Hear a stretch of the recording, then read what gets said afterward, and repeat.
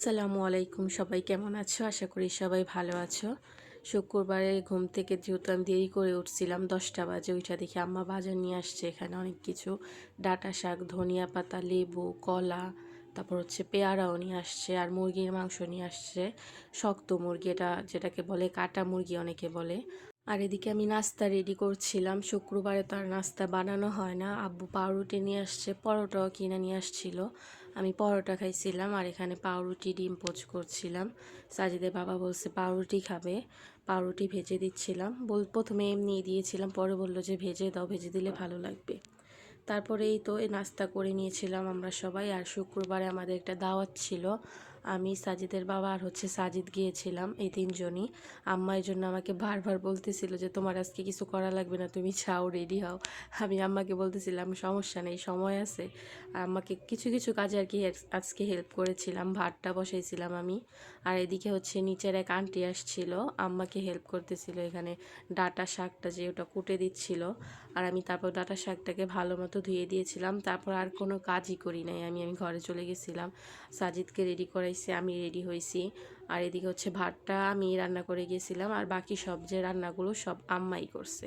আর আজকে ওরকম বেশি রান্না করে নেই, যেহেতু আমরা খাবো না দুপুরে, তার জন্য।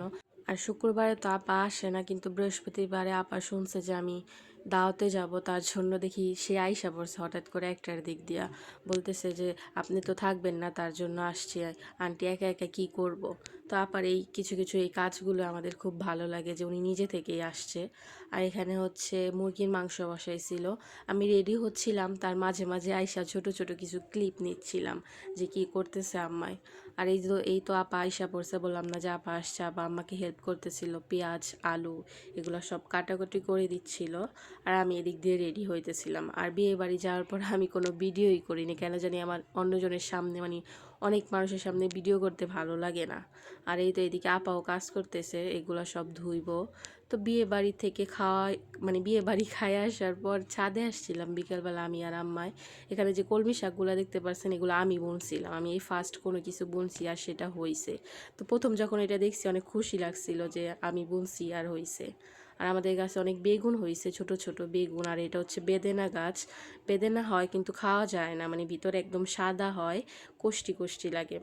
আর বেদেনার সাথে এটা হচ্ছে জৈন পাতা, এটা দিয়ে বড়া ভাজলে খুব মজা হয়। তো আজকের মতো এই পর্যন্তই ছিল আজকের ব্লগটা। আশা করি আপনাদের সবার ভালো লাগছে। সবাইকে আসসালামু আলাইকুম, আল্লাহ হাফেজ।